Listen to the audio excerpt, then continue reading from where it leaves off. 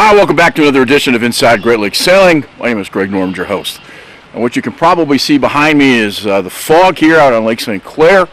I'm actually walking out on one of the docks at Crescent Sail Yacht Club, place I belong. And we've got an interesting show for you today, and I think you're going to enjoy this.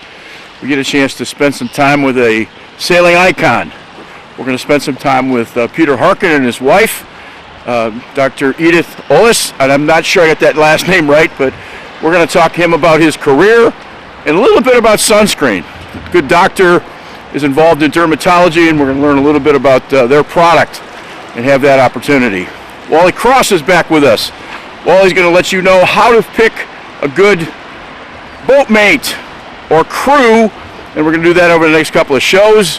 And Wally's insight, I think, is something that's really unique and very different. We're also going to get a chance to talk to John Sweeney. If you're not familiar with John, John was a great sailor in his day, was part of the America's Cup on the Tom Blackaller syndicates. He also was part of the Oracle program. And Tom has taken the time to put together a suit for the New York Attorney General, who oversees the America's Cup for the New York Yacht Club's deed of gift. And part of that discussion is that he feels like the America's Cup has not gone into direction, and he's now challenging the next 2027 Cup that the New Zealanders have. And it's a very small, minuscule discussion at this point. A lot of people have thrown off the idea that there's any merit to it.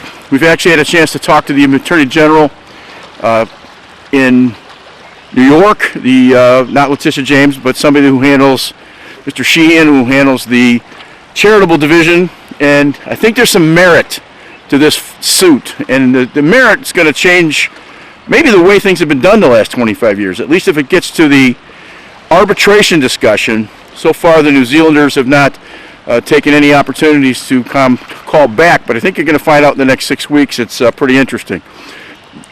John is an unbelievably smart guy, and just listen, and I think you'll find out some very interesting things about the America's Cup.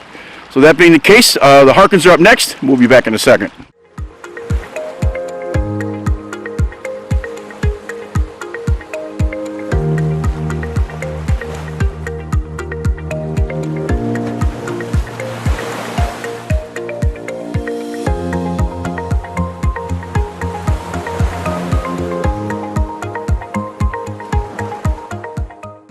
Welcome back.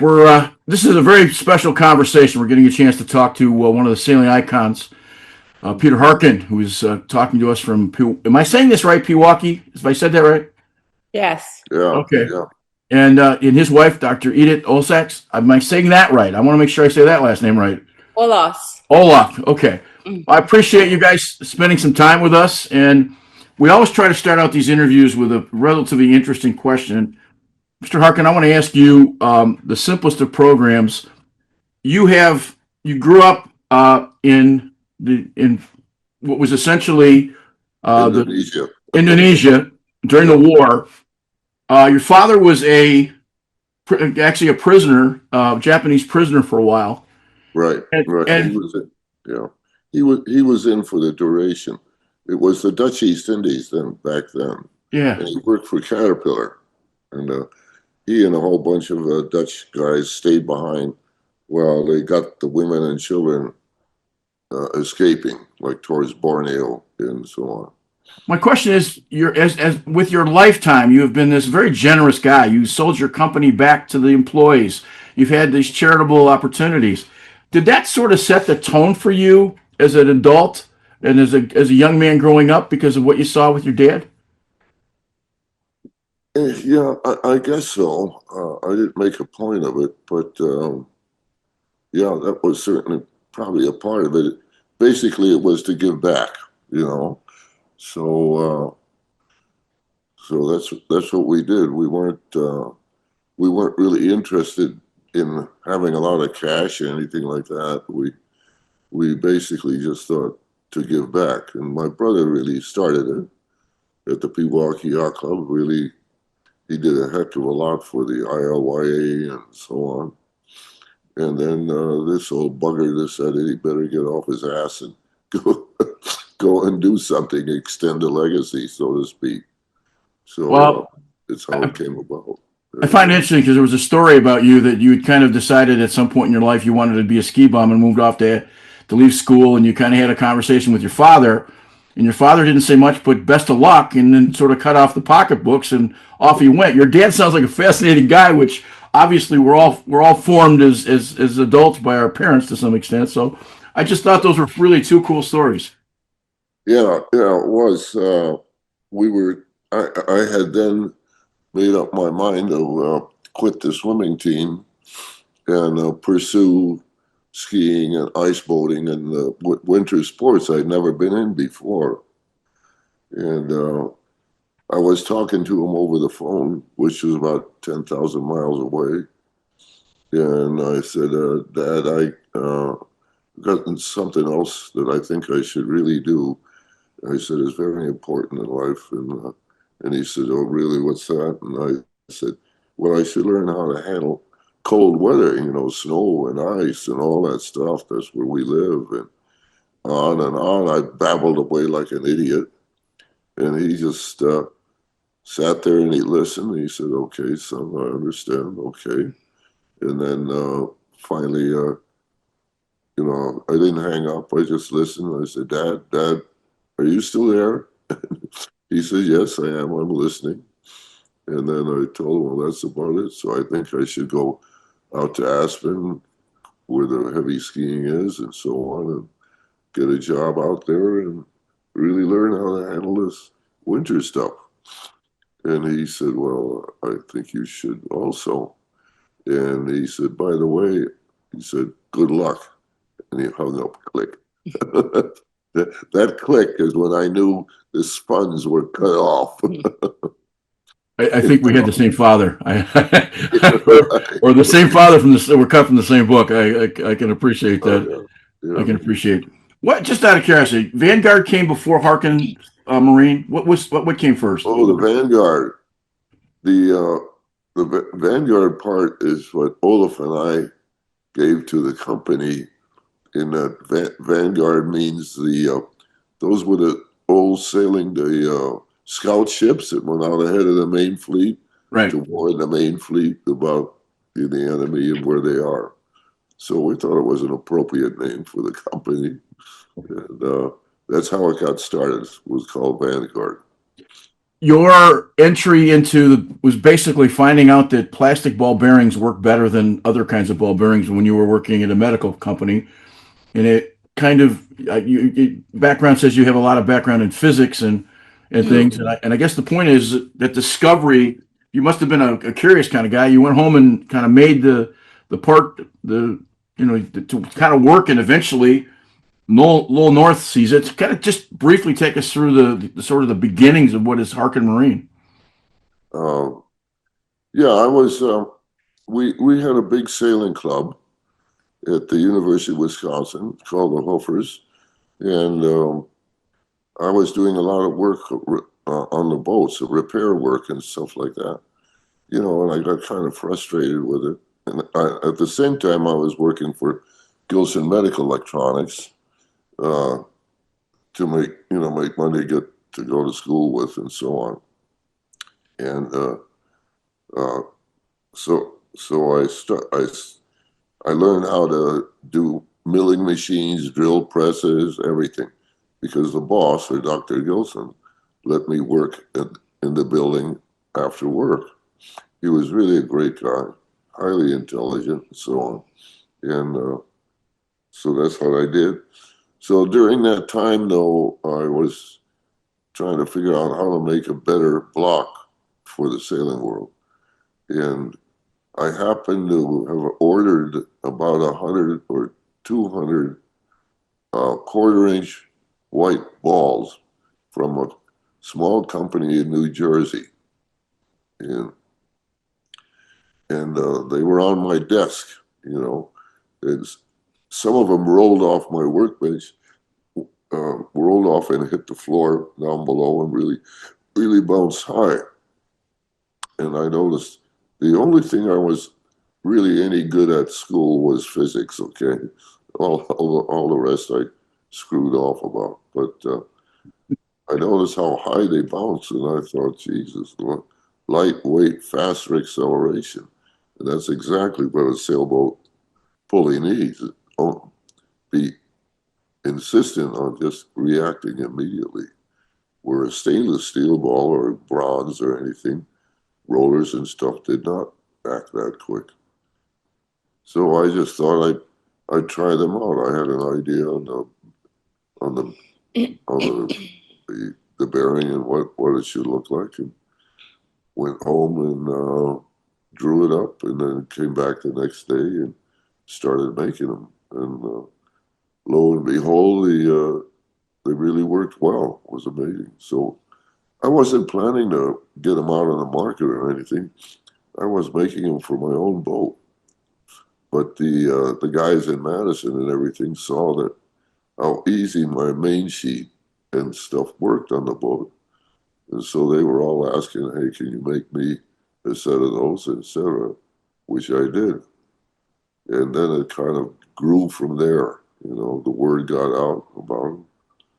And then Lowell North and Peter Barrett, who was at the University of Wisconsin, had discovered them, and I made some for their boats. And so there it went. You know, it just started going around. They went off. They went off and won a gold medal in '68. So obviously that's got to be certainly a kickoff to where it sort of headed to the stratosphere. That's right. He was the Olympics in '68 in Acapulco. The sailing Olympics were in Acapulco, and Peter was sailing with Lowell at the time. So I got to know Lowell very well, and the team and so on. And I made some hardware for him and did repair work and everything like that. And then it slowly just, it just grew out. It was like it just became known by itself. I didn't advertise them or anything. It just happened, So I was very lucky that way. When did you know Harken was going to become the company that it became? Because you kind of got rid of the Vanguard sailboat business in '97, but you guys started thinking about sort of getting, or at least record is that you thought about getting rid of it maybe even a decade early. Yeah, it finally did become Harken, but in the beginning it was Vanguard. Then we had gotten together with an Italian company when we decided we got to get into the bigger boat stuff and the winches and stuff. That's what was missing in our lineup. And we got to know the two Italian brothers of Ticino, which is the huge electrical company in Italy. And we finally decided, hey, maybe we should get together. You guys make the big stuff, and we'll just do the small stuff, and etc. And that's what we did. So then it became Harken Barbarossa. Barbarossa was the name of their company. Barbarossa was an old chieftain back, in this 1800s and stuff, and of Italian chieftain. And so that's where the name came. So it became Harken Barbarossa. And then finally, when the brothers opted out, I mean, they needed the money or anything like a hole in the head. These guys were very wealthy, nice guys, and so on. So they offered us to either they would take over the company or we would buy them out. Well, we decided to buy them out, and it was all very pleasant, no fighting, nothing done. And so when we did, then customers and stuff around us told us, hey, why don't you just leave it as Harken? Don't mix it up. And it just became Harken. One of the questions I want to ask you is that does a lot of your design come from boat design first and then you put the equipment on, or when you're talking with naval architects, or is it somehow you've come up with a better winch and they figure out a way to work with that winch? Is it a symbiotic relationship, or are you the secondary market that provides for the body of the boat and or the mast?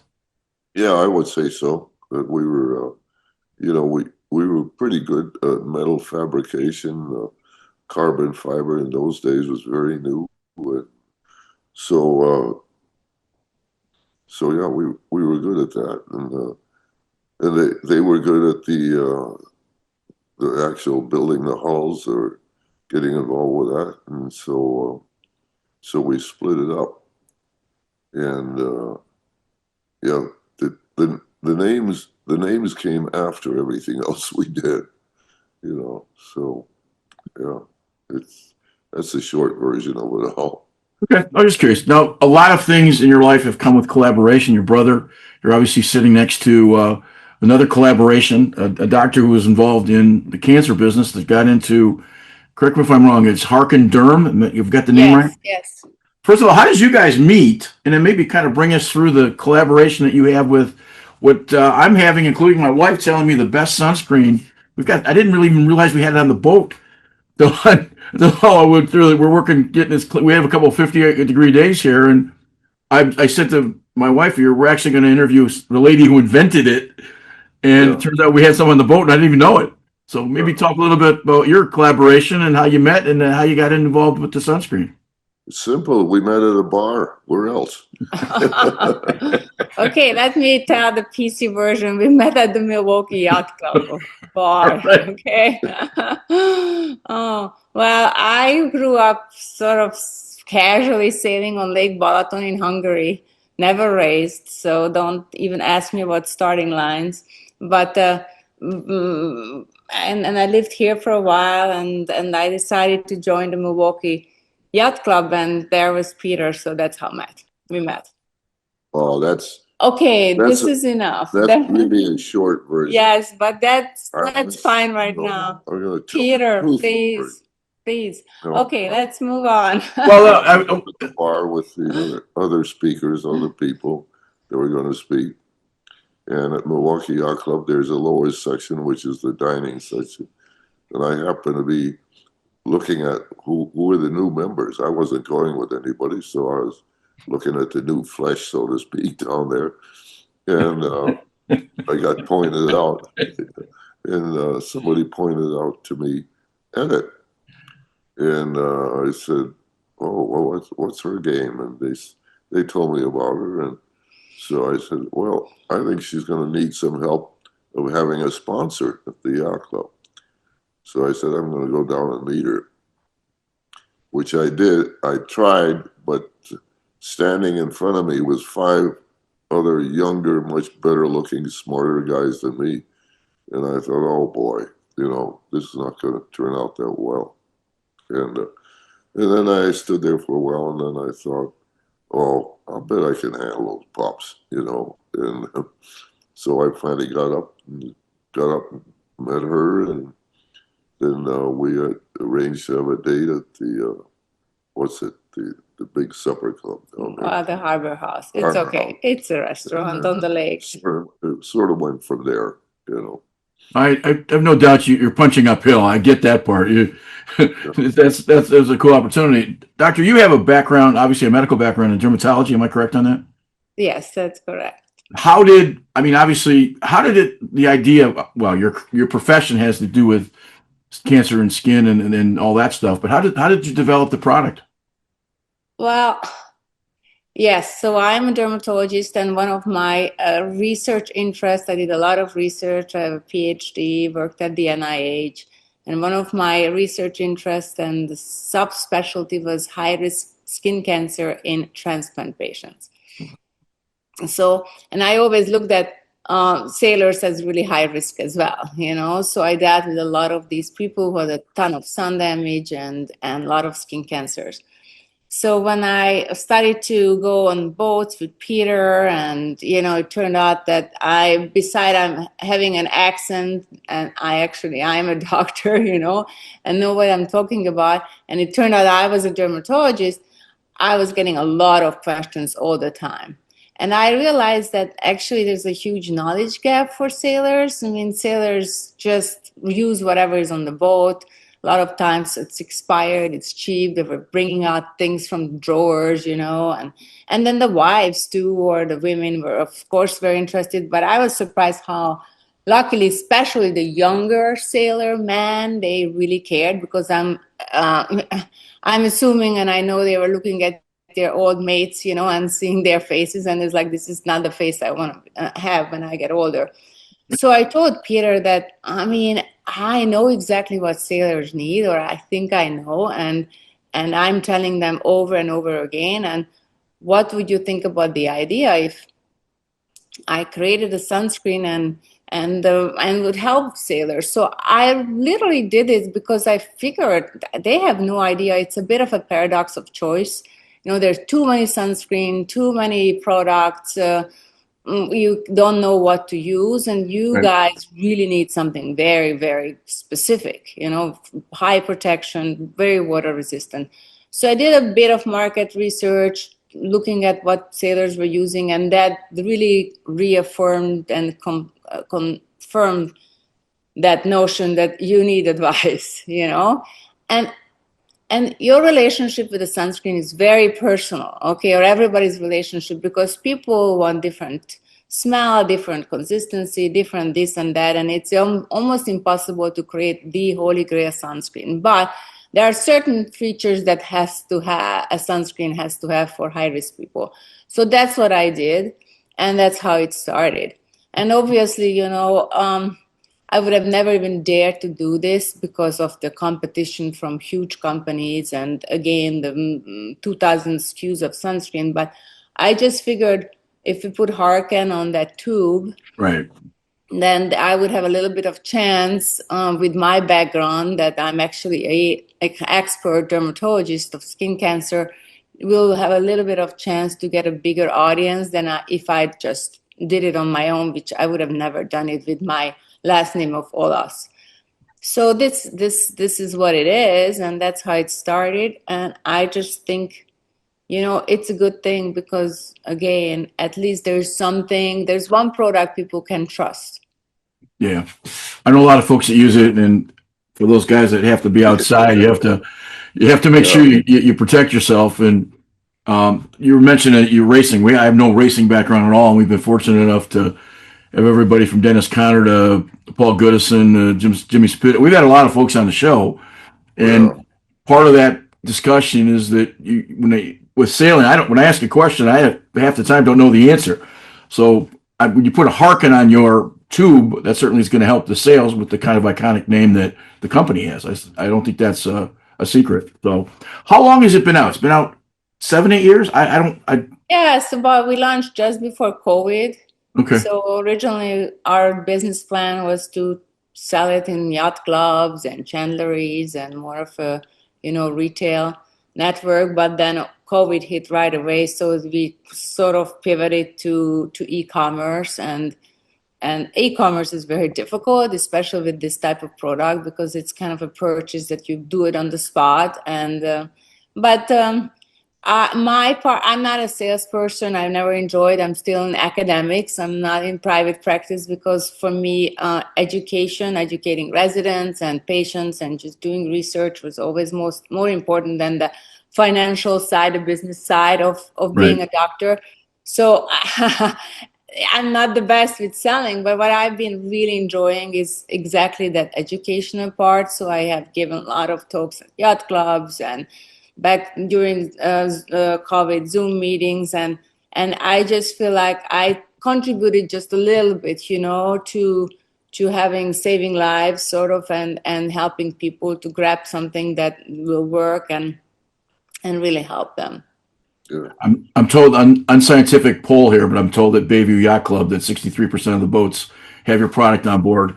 I know at Crescent, at least on the end dock where I'm at, there's 8 boats, and I know 7 of the 8 boats have your product. So at least in this unscientific poll, the product's done very well. So I point that out.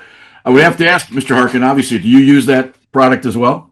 Oh yeah. I use it almost every day on my arms, so on. I get tan very quickly, so I don't have much of a burning problem. It's mainly dry skin. Yeah. Stuff like that. So what he's talking about, that I created actually I have them here if we are talking about advertisements. So that's fine. So that's the sunscreen, okay? And then talking about Jimmy Spithill, so he was here just after the famous 2013, I think was it, in San Francisco, America's Cup win. Yep. for our even more famous blue chip, where we always have a mystery guest. Anyhow, he was our mystery guest, and one morning he was asking me that, you know what, you are the expert, and I'm obviously a red hair Australian who grew up with always a lot of sunburn. So I know you have to use sunscreen, but what should I use after I get off the boat, or something to keep my skin young and repair things? And that was really shocking to me that a guy asked. Of course, Jimmy is the ultimate professional, so he will ask the right question. He will want to have everything what he can do to be professional about everything. So about his skin too. So that's when I had the idea to create this repair lotion. Because what I tell people is that, morning protection, evening repair. So you have to get off, your boat and you're dry and damaged no matter what you use. And then you need to repair and barrier. And so actually that's what Peter loves to use on his skin. And that's what he's talking about that he uses. He uses the sunscreen on his nose, and he has a little cold starting, I think. So one of the ways she discovered this is, in all big boats, there's a drawer somewhere that has a pile of sunscreen in it, different ones all over.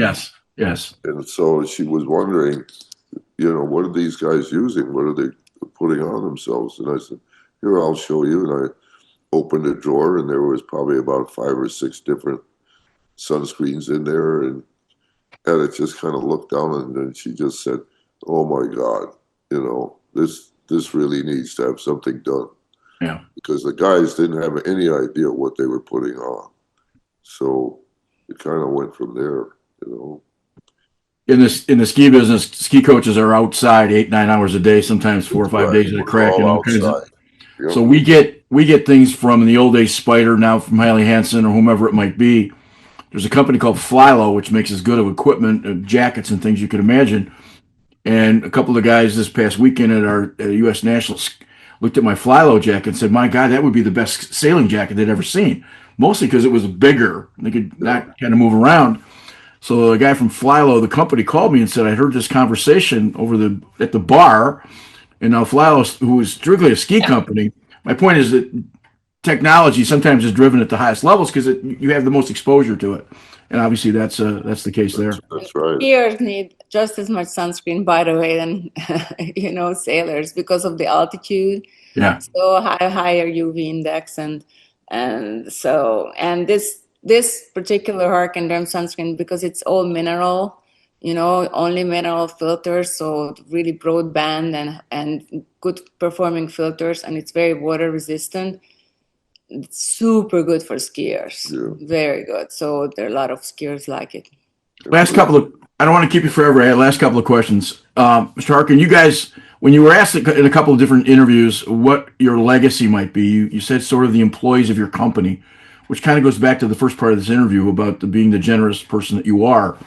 That's a great legacy. I was just wondering if there was something, though, mechanically within the Harken family and within the Harken line that you have particularly over the years that it was there, that you have a particular fondness for, or great attitude towards. Was there something you guys came up with that was different, that you said you personally kind of hang your hat on in terms of what a piece of hardware? Probably what we would call the 001 block, 001, which is the first block. It was the main sheet block on the boats I was sailing, etc., ice boats or water boats, etc. So that it started from there. And then we kept getting asked, well, can you develop this block or do this to it?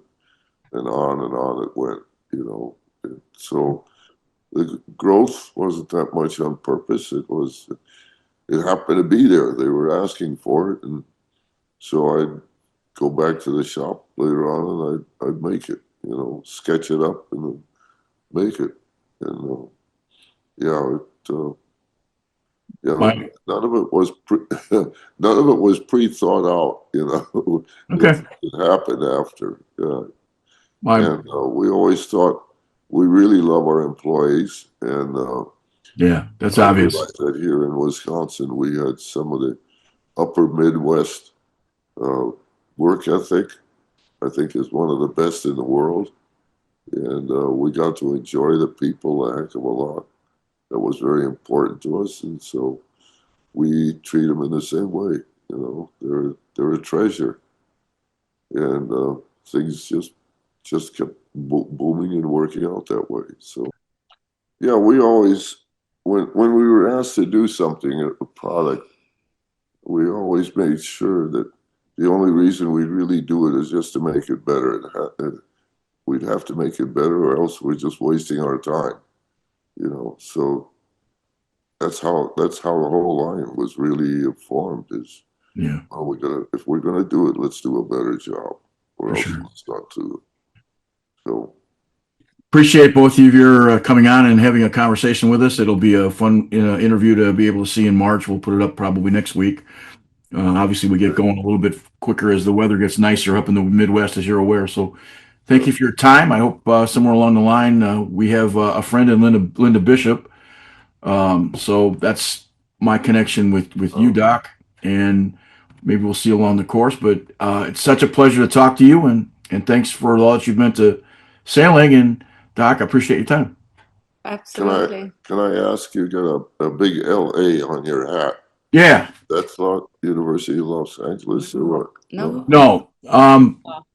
A friend of mine works for 47, so a lot of the stuff I get for clothing is free. And since I'm bald, I wear a hat a lot.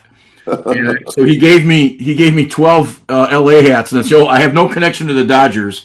They just fit my big fat head. I like color. Red goes with red.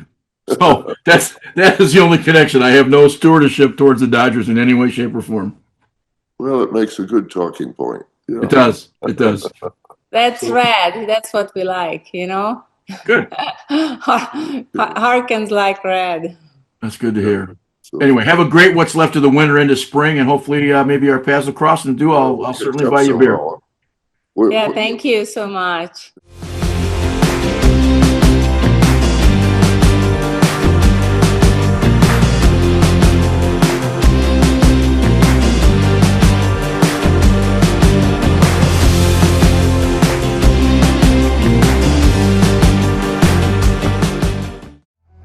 At the U.S. Center for Safe Sport, ending abuse is not just our job, it's our promise.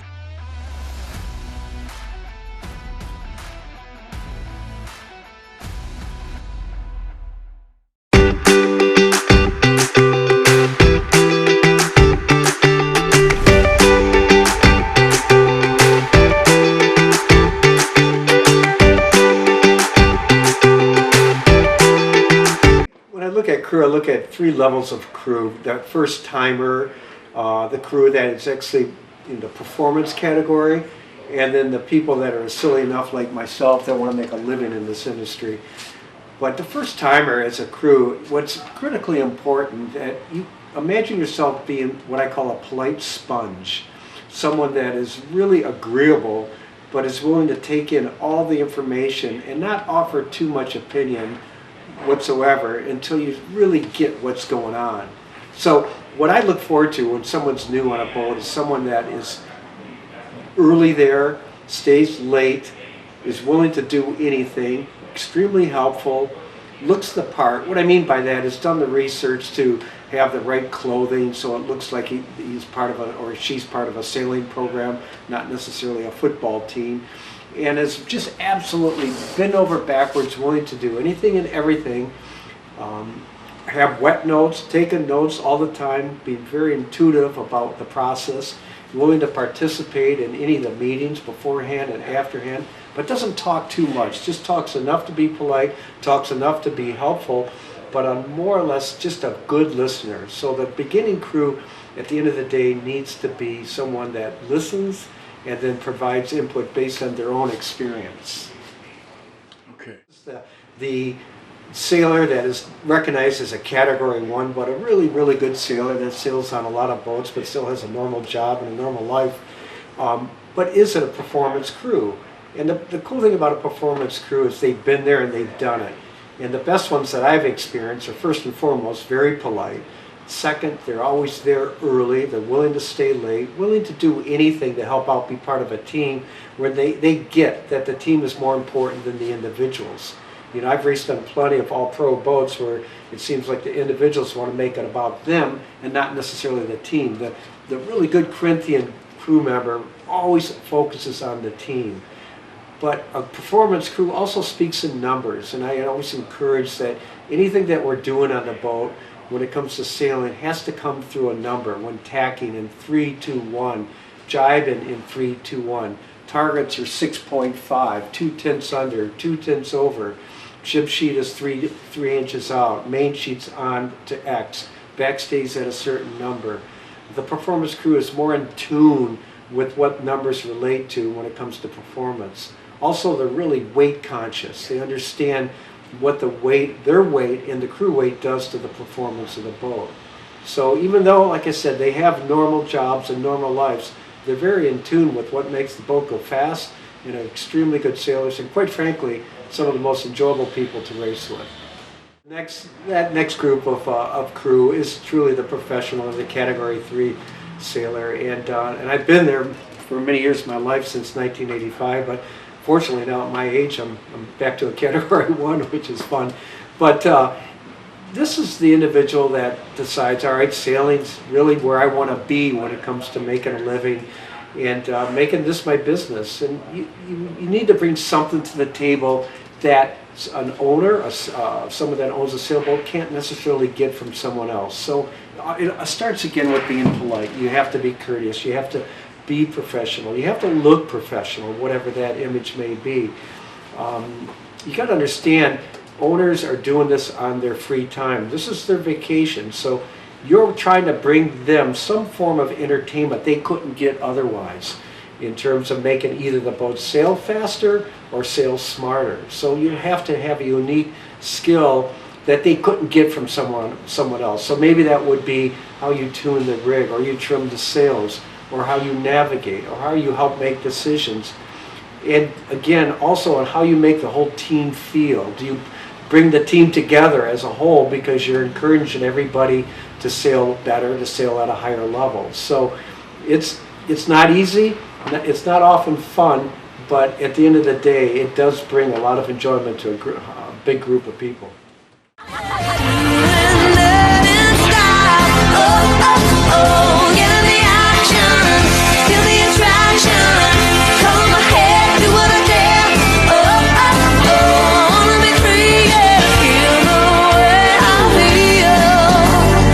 Man, I feel like a woman.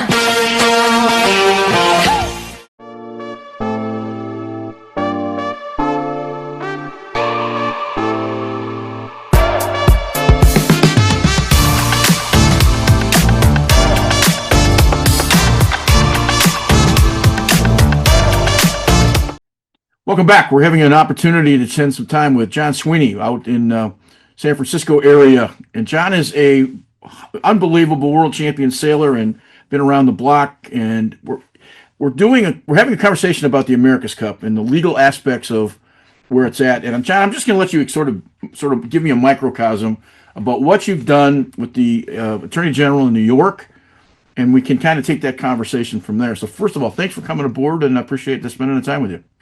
Yeah, thank you for having me. And I think for a lot of people in the sailing world, the America's Cup, holds a lot of different emotions. Some of us are older. I'm 56 years old, and so I got to see the end of the 12-meter era, and then I got to sail in the IACC era. And then, in a way, our jobs were all taken from us after 2007, when Larry and Ernesto had their little fight over a fake yacht club, and then they had the DOG challenge. And since that point, the Cup has, I guess, gone into a different direction where I think Ellison's idea was to have speed and television, which is okay. And, that kind of went through Bermuda into the catamarans, and then ended up with the last Cup in Barcelona with the foiling, I guess you call them AC-75s. And so the Cup now is trying, I guess, to be a Formula One type brand. And from what I know from Grant Dalton's stuff, and the 700-page ACP agreement is now every team that races in the America's Cup is bound forever to participate however Grant Dalton and his company wants it, a la like Liberty Media for Formula One. So I sailed again in the IACC era. I sailed with Oracle, America True, and with Shosholoza. And my only perspective was that watching the Barcelona stuff, it seemed like the deed of gift had really been sort of just left by the wayside. And what I mean by that is a deed of gift, which was, back in the 1800s with the New York Yacht Club, is a very simple thing. And it's supposed to be, two friendly yacht clubs fighting it out at their home yacht club, in monohulls, and you sail them to the location with nationals. And of course, fast forward 140 years, a lot of stuff has changed, but the basic premise of the deed of gift is that you have to host it in the nation that you're winning it for. I think that's very straightforward. It has to be at the yacht club that you won it with, and it has to be in boats that can comply with the deed of gift on a measurement certificate, which you must turn over at the beginning of every cup cycle. And so what we have now, in my opinion, is that New Zealand has sold it to Barcelona and then to Italy, which I believe is a breach of the deed of gift. And it's sailing in foiling boats which don't comply with the deed of gift because they don't measure them on loaded waterline or draft. They use a completely different measurement certificate. So the boats do not comply even with the minimum waterline when they're foiling. That's one argument. And so I think, and the last thing is that you can't have an agreement that binds future cup winners because the cup deed of gift is designed to allow everyone to start fresh each cycle. So as much as everyone loves continuity, that just simply isn't possible with what they set out to do in the deed of gift. So I, knowing the history and having been on legal parts of different AC teams, filed a lawsuit, but you don't file it in court. You file it with the New York AG because the cup is ultimately always run by a trust that's in New York, and New Zealand is just acting as a part-time host or, the trustee. But if they violate it, the New York AG's office can step in and, strip them of the trustee or force compliance or a number of different things. So I'm asking the New York AG's office, who oversees the cup, to step in and at least force compliance of the deed of gift. Okay. When I'm reading through all the information, and it can get a little muddy, I think of an author that I've interviewed, and they've made a movie out of his book. And the author is very happy or not. And half the time, the not is usually because they took, fictional and editorial license to do change endings or to change characters. And that's kind of what this is, just to sort of dumb it down to a point where somebody might understand it. It's a relatively simple premise. So let me ask maybe some dumb questions because I want to help try to get through the minutia. You filed in New York with the attorneys general. Do they have the power over that trust? Could the folks that currently running the America's Cup, could they ignore the legal decision if there is one made in your favor, or at least in the favor of going back to basics? No, the AG's office runs the America's Cup Deed of Gift Trust. So they're the ultimate arbiters of it, and whatever they say, I mean, New Zealand can host a cup in Italy that's not the America's Cup, and they can call it something else. But to have the America's Cup, they have to comply with New York laws, not New Zealand laws. Yep. Even we had it for 129 years, I think, something to that effect, and now it's been going for a while. So it's okay. That's the process. And again, the reason I'm asking the question, if they ignore it, they can run in whatever race they want. It's just not. It can't be called the America's Cup. That's correct. Yep. Okay. Yep. If they make the ruling in favor of going back to the basic understanding of the rules, what happens to the cup? This is the part that the AG and I have been talking about at length, because the deed of gift doesn't have a solution for if a trustee is removed, or if, well, let's just say a yacht club wins the cup but then goes bankrupt, or there's a war, right?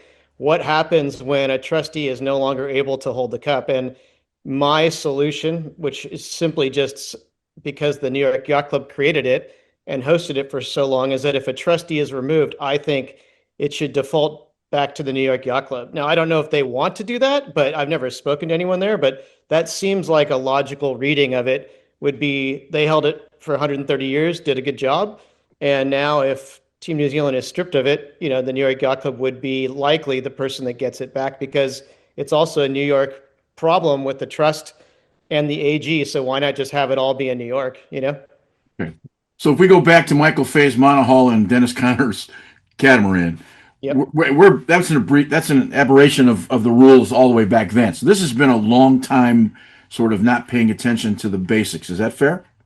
No, because the court ruling in that was that you could have a catamaran versus that boat. And the premise of that is the America's Cup deed of gift allows a single masted boat to have a 44-foot to 90-foot waterline. And what Dennis said was, well, I have two hulls that are 45 feet each, which equals 90. And that was agreed by the courts as, okay. But to go a little more onto that is there's only been a few things that's ever been asked of the court. And that was in 1956, they wanted to have 12 meters. And so they went to the AG's office and amended it so that you could build boats that were less than 60 feet waterline. And that was the 44-foot waterline for the 12 meters. And they also changed the rule to allow any material. And so there have been certain amendments, but if New Zealand wants to have foiling boats that don't comply and use battery packs without sailors and only instruments, they would need to have the AG's approval and amend the deed of gift, which they haven't done. Okay. So is money part of this push to be a little different? I'm just curious. Big boys and their toys trying to make more money off the America's Cup and doing the rest of it. We were just in Cortina and went down to Naples, and just to kind of get an idea of the area, the port area where they would put this stuff. If they're going to be ready for 27, I'm not sure what they're. I walked the property. It's nuts. There's no way they're going to do what they need to do. It's a beautiful place, but I'm sorry, I just don't see how you can pull construction that fast. That's kind of a side point, but I guess the point I'm trying to make to you is: has it gotten off track because money is the motivator, or is it just ego? I think there's two parts to it. One is that I think Dalton is jealous of Russell Coutts, and he likes the new, Ellison Sail GP is, it's a amazing product. It's, as they say, it's not a sailing regatta. It's, made for TV. And he's doing it with unlimited resources. So no one's going to compete against that. And why try? And so I feel like Grant is trying to come to the party and say, oh, we can do this too, which there's no need to do that.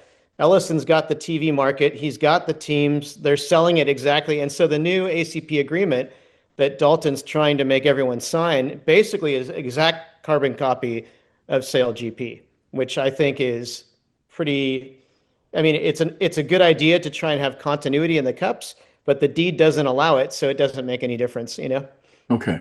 So let me get back to that's the logistics of it and the sort of the crust of it. In Barcelona, ESPN Plus was actually the televisor for North America.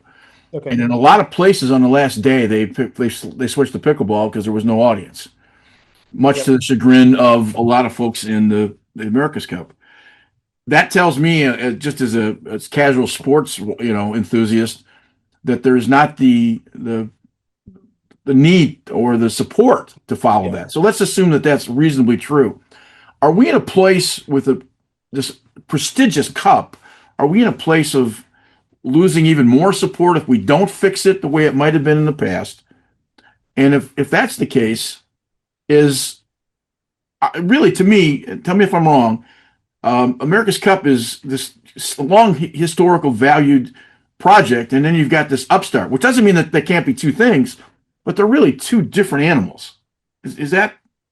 Yeah, I think we're at a crossroads where it's actually, I think it went a little bit off the rails in San Francisco, and then Bermuda kept going. And, the change obviously has been to force the America's Cup into a TV box for sponsors. And that has been what Larry wanted to do. a la Bermuda, and then what Grant is trying to do, And so historically, though, it's supposed to just be a friendly regatta between two yacht clubs that are two different nations. And unfortunately, I was also part of wanting sponsorship in my early days and doing all that kind of stuff. And I actually get the sense that the America's Cup needs to go backwards in time in terms of, sailing, obviously in a monohull with, yacht clubs hosting a regatta. There's no reason, no one's ever said you have to build a $40 million viaduct basin just to host the America's Cup. That's a created thing that happened, after Fremantle. And that type of thing is not in the deed of gift. So, I mean, right now, New York Yacht Club could host a regatta with two boats. Everyone could go out to the start line, they could blow the horn, and two America's Cup boats could race, and that could be the cup. And maybe that's, and no TV at all, and maybe that's better for the core of sailing. I don't know. What's your motivation? I'm just curious. My motivation is purely historical, and also I have no, I ran a team in 2007. I have no interest.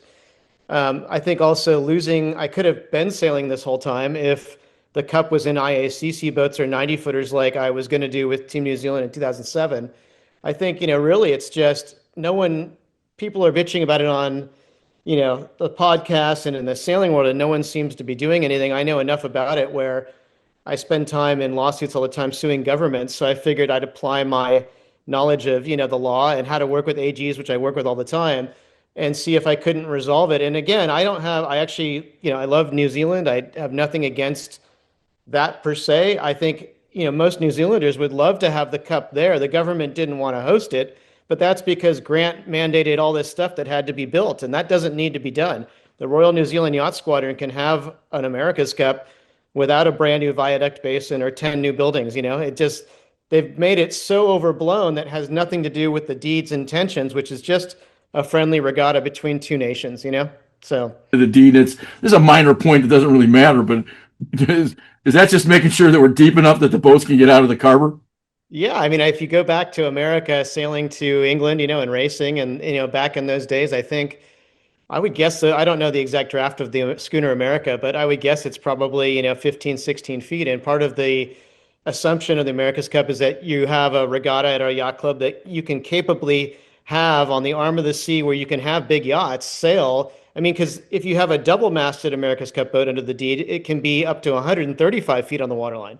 Right. So those are big boats. And so, yeah, and the only thing is in 1956, when they set up the 12 meters, they did remove the requirement that you had to sail on your own bottom to the regatta. So up until 1956, you had to sail to the event in seaworthy boats. And of course, that puts the challenger at a huge disadvantage because you've got to make a seagoing vessel, whereas the defender can sit there and make an ultralight maybe boat without any safety gear, right? So all this stuff adds up to a small problem where we're modern now and the deed is stuck in the 1800s lens. Somehow we have to, I think, bring that slightly forward in some amendment. Okay. So, yep.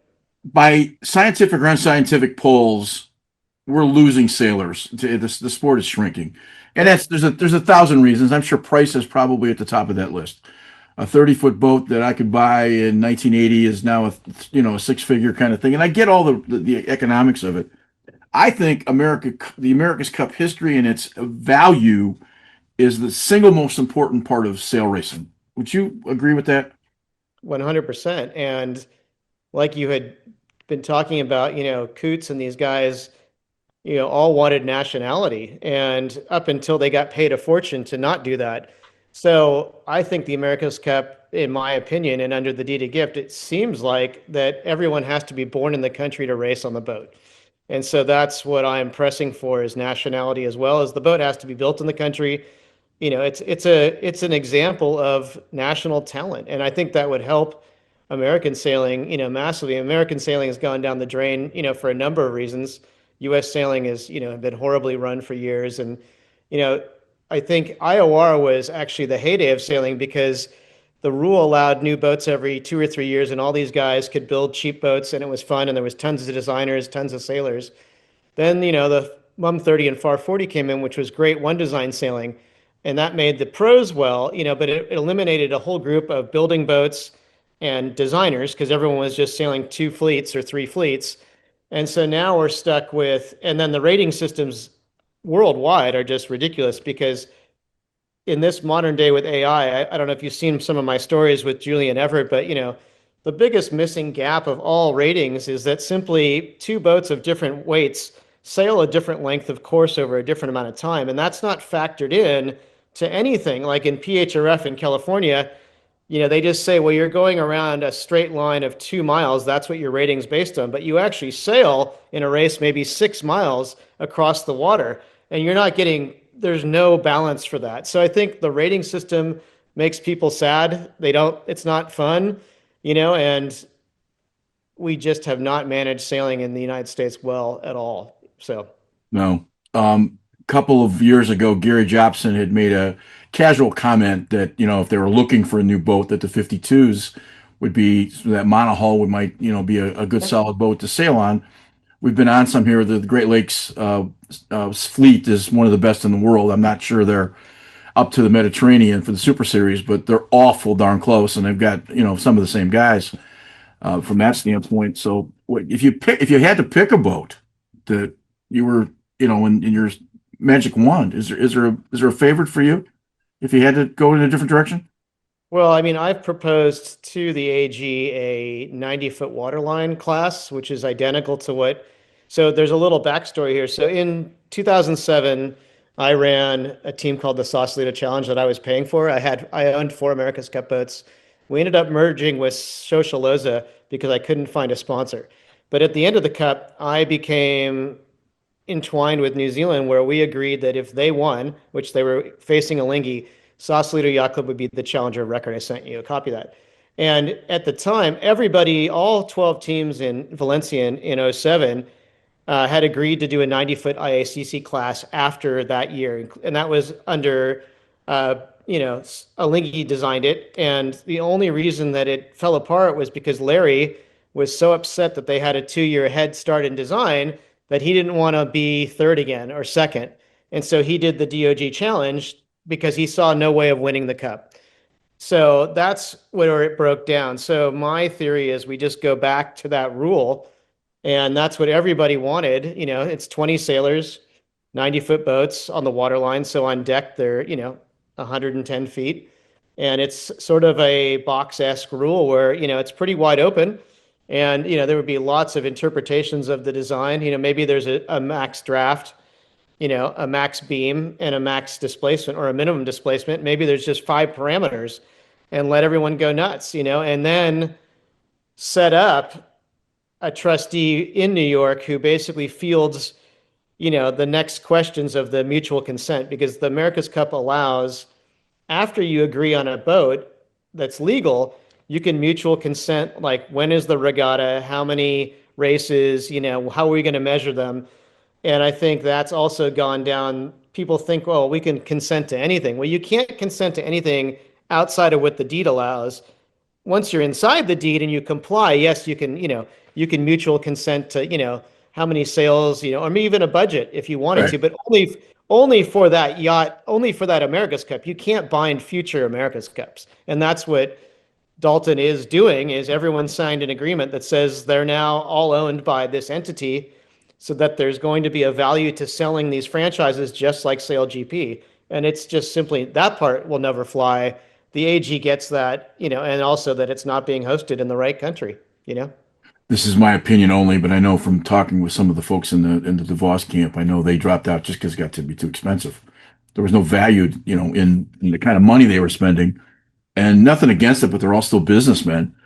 And as the old joke used to be, $1 million here, $1 million there, all of a sudden it's real money. So it changes. It changes that premise. The other thing, and being an old investigative news reporter, we made some calls to the AG's office in New York, and they actually still has some contacts, and there's some serious conversation going on about this. So this is not something this is not a fly by night kind of deal. This is a real thing, and when there's what's at stake, I think is the most important part. And so I think it's going to be interesting to see what comes up with it. So I don't know. Well, we know that Mr. Sheehan, who's the head of the charities who I'm dealing with, he's the head AG person. He has written, New Zealand a letter a week ago and he hasn't disclosed, he's treating me as a whistleblower essentially, right? And that's how Right. AGs work. So he's not going to share my information with New Zealand, and he's not going to share their information with me, nor will he. A bunch of people like the New York Yacht Club have tried to foil my lawsuit, and they can't get it because the AG is treating me as a whistleblower. And so my complaint, which isn't public, which a lot of people would like to see, has many things in it, but that is for him to decide Right. whether he wants to pick it out or throw it away. And it gives him the opportunity to dive into it. Now, I've been working with him for 7 weeks now. We've had lots of emails. And I can tell you, like, for the people that don't think this has any teeth, I will guarantee he also is bound once you file something like that. He has to act. Right. So he either has to write something that says the cup is in compliance, which it's not, it's impossible, or he has to act. And the acting part is the biggest problem because he's asked me multiple different ways, like what happens, after this, and that's not something that I know. I have great ideas, but he's going to have to navigate that. And even the courts can't do that. I mean, it ultimately comes back on his decision. And the one great thing, the funniest part about this is he had never heard of the America's Cup. He never heard of the New York Yacht Club, and he isn't a sailor. So I think that's excellent because he and I were talking about it. I said, look, this is like Wimbledon all of a sudden holding it in pickleball, right? Like this Right. is not the same. Exactly. And he gets that. And so he understands, all he needs to understand is you can't bind future people to stuff that you can't. It can't be on the wrong type of boat, and it can't be in the wrong country. I think that's simple, right? Yeah. So And yes, yeah. The only thing I want from the New York Yacht Club is one of those little straw hats that they wear. That's another conversation. It would be really interesting if he, again, without any background in the sailing process, he's got to figure out the law. And that's better pretty because simple. if you treat it like a trust, so think of it, he's got the Rockefeller Trust, the Ford Trust. If you think about it as a dead person's trust, which it is, right? And you have an attorney that's acting bad on the fiduciary responsibility for that trustee, say for Ford, right? You fire the attorney, you put a new one in place, right? Essentially, Royal New Zealand Yacht Squadron is that entity that's basically overseeing the trust right now. And it's very simple for him to say, not in compliance and remove, or send a letter saying, I could see him sending a letter simply saying, you're out of compliance. It must be hosted in New Zealand. You have to submit certificates for code compliant boats, and you can't bind people in the future. And then what do? I mean, then it goes back to New Zealand, Royal New Zealand Yacht Squadron. I don't know what you do. So that's the part that is interesting. It's easier, in my opinion, to strip them of it completely because they held it illegally in Barcelona and put it at the New York Yacht Club. Now, the New York Yacht Club has a problem because they also participated knowingly in an illegal America's Cup with illegal boats in an illegal country. So that puts the Yacht Club in a weird situation where they're actually part of the problem, but now there's a new Commodore in Claire Harrington. So I think what she could say is, we're trying to fix what was happening in the previous cycles. We also agree this is wrong, and let's make this right. And that might be a good stance, I've been in a couple of rooms where some of those folks we're talking about have had discussions about this, that, or the other, Yeah. and they're always right. So if it goes your direction, it's going to be an interesting conversation to have them understand, or more importantly, comprehend the actual decision, because sometimes they're not compliant with rules and processes, and they just kind of think that because they're rich, famous, and important, they can kind of work around it. But that's something that makes the race. The other thing, I think, if it goes that way, it also, crazy as it's going to sound, the largest following was the O'Connor days, when there was a little bit of haymakers, and there was a little bit of, there's no such thing as bad publicity. And again, we're not talking that that's necessarily true, but this also kind of brings it back to light that maybe, not that we want to shadow from SailGP, but again, I'm an old tradition guy. I mean, I think it should be like you're saying. So maybe this is also good from a publicity standpoint. If you play on your show a clip for the audience of the 87 Fremantle America's Cup, where Blackaller and Dixon and Connor are fighting about, read the deed, the plastic fantastic, and look at the personalities and the commentary. And yet, Dixon's betting, $200, that the boat's legal, and, and then he wins. And then, Blackcollar, he's trying to get the money back from Blackcollar, and he's out of money because his campaign's broke. But the whole thing was friendly, right? And it was an era of sailors who were, had great personalities. And now I don't want to slight any of the modern sailors at all, because Spithill and all these guys have done an amazing job. But now it's more about the technology has overshadowed the sailors completely. And especially the next cup, which makes no sense. There's 4 people on the boat. One has to be a woman. There's not a single rope on the boat. It's all computer lit, everything is adjusted by a computer, and it's battery powered. There's no more cyclers or grinders, right? And so my other thing to the AG is, what's stopping the next cup from being robots and AI? There's nothing to stop it from going to the next. We're almost there. And then there's no sailors at all, Okay, now it does bring up one last question. Part of the discussion, and I don't know this, that's why I'm asking. That's always been touted as being America's Cup was innovation. Think of the wing keel. Is that a part of the written deed, or is that just sort of the hyperbole from the stuff on the sides that came with it? Yeah, no, I mean, it has nothing to do with it. It just says you have to show up with a boat.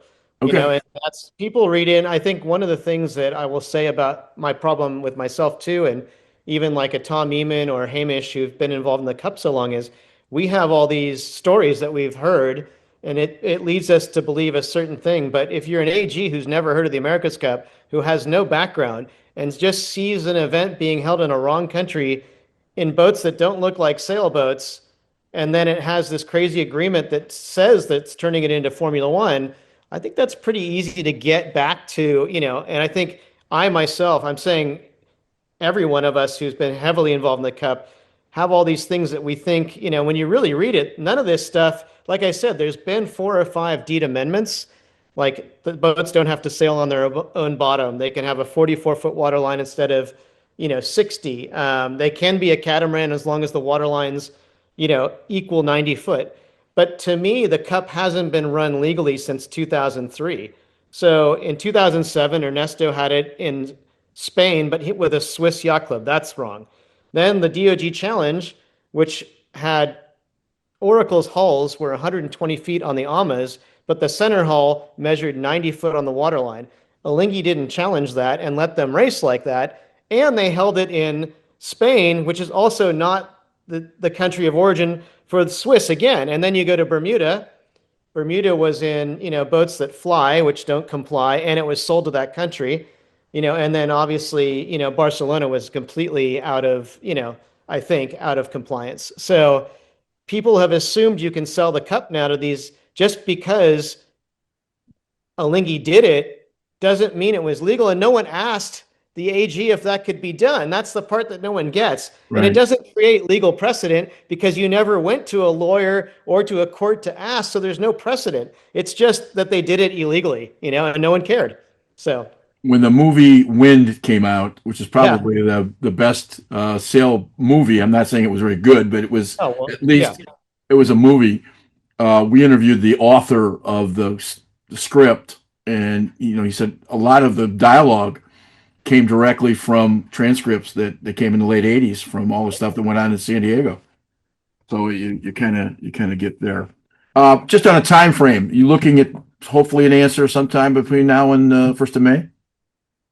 I think that he hasn't given me any indication, but his ramped up amount of emails and his request for New Zealand, I would hope that in the next 2 weeks or so, he would make some sort of public statement.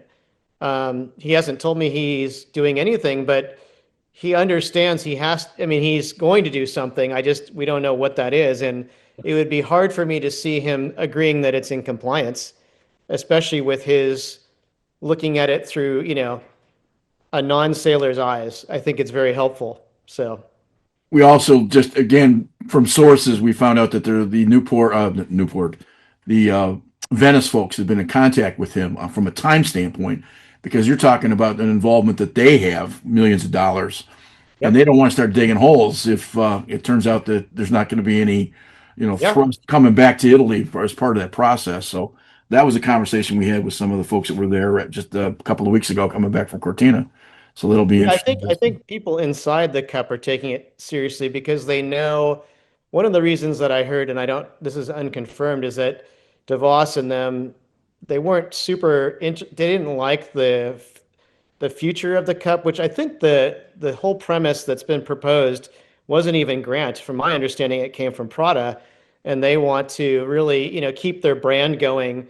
Prada isn't in it to win the cup. I mean, they would love to, but he's in it to market to the generation and the Prada line.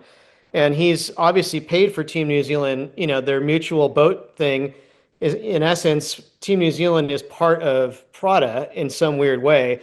So, but the problem they also have is, under their terms in Italy, they have to have 6 boats on the line. I don't know what happens if they don't, but, and you cannot build a new boat this cycle. So that means that DeVos has to sell his boat for sure. Ernesto has to sell the Red Bull boat, right? And then, so if you can't build a new boat, there's only 6 boats, right? Left. And so the whole thing is ridiculous because no one's building new boats. And I know New Zealand launched their boat yesterday, so. One of the conversations with Chris Poole, who's he's the only American at the moment that's even sort of put his hand up. Yep. He's going to have to buy one of those boats because they obviously don't have. Right. And when that sort of all came out, it was interesting. He told me we met a couple of weeks, prices literally doubled on the quality, and because they realized that they couldn't get a boat done. So it'll be interesting to see what happens. Well, anyway, the other thing is there's Ken Reed and his Czech guy that, Ehman announced, is going to try and get in this America's Cup. So I've had no one from the New York Yacht Club has reached out to me. And no one, and I know Terry well, and I've sailed with him, and, we did the 2007, protocol together, and no one will respond to me. So my guess is that maybe there is a deal happening now with the New York Yacht Club, Ken Reed and his Czech billionaire to get in because they need to have a boat and a club and they need to get up to speed. And the only way to do that is you can only buy, I guess you can buy Alinghi's stuff or I guess Prada has an extra boat, but it's pretty tough to get in the cup this cycle if you can't, there's only 2 sellers of boats, right, that are used. So they always compare him to F1, but I think of, and I'm not a car racing fan, but I think of IROC, which is International Race of Champions, where all the cars are exactly the same. Right, that was awesome. Now it becomes the talent of whoever's going to sail, right? I mean, that's pretty simple. That's why I thought yeah, totally. I mean, and you went back to, so I would have no problem if it was in TP52s either. I mean, I think they're a little small for what it, I think the America's Cup needs to be grand, and I think the J classes were awesome. I mean, that wasn't the original America's Cup boat. That was just a class for a while. Right. But a modern J class that's an IACC like Mediterranean maxi that's lightweight and fast with a minimum of say 20 sailors and sail power only, no stored energy, would be, I think you'd get a lot of rich guys would want to participate, especially if you can only have one new boat per cycle. I think you'd get, a lot of the maxi guys would jump in and go race. My boat is named Reliance, and at the time, the Reliance boat that was built in 1937 was the biggest boat ever built. I still think it's still the biggest boat ever competed in a World Cup or in a America's Cup, if I'm not mistaken. Cup, yep. It might be lengthwise, yeah. 147 feet, something like that. Yep. Doesn't matter. John, I wish you the best of luck with this. We're going to keep track of this, and I appreciate you spending some time with us. I know you've got a couple more podcasts to talk to, so hopefully this message gets out across the country. I think it's something that's important because I think history and the integrity of that history is something that we kind of throw away in this world of 5-minute conversations. So best of luck and appreciate your time. Thanks. And as Dennis yelled out in '87, just read the deed. Thanks. I just want to thank all of our guests this week. I want to thank the Harkens for coming aboard and spending some time. It's always great to talk to a sailing icon. Not sure there's a boat in the lake that doesn't have something related to Harken. And then certainly check out the dermatology from Dr. Edith, the interview. So check that out. We want to thank Wally for coming back, for being part of the show the rest of the season. And for you guys who are a little skeptical of John Sweeney's aspirations as it relates to the complaint for the America's Cup in New York, I would just say stay tuned because we've had a number of conversations, including a couple conversations with some of the folks down in New Zealand with the Royal Yacht Squadron, and at least got their attention at this point. And we'll have the longest interview with John Sweeney of all the publications. If it does become news, we hopefully will be able to bring it to you first. So that being the case. We appreciate everybody watching. We'll be back in 10 days or so. So pray for sunshine, warm weather, and good wind. So until next time, thanks.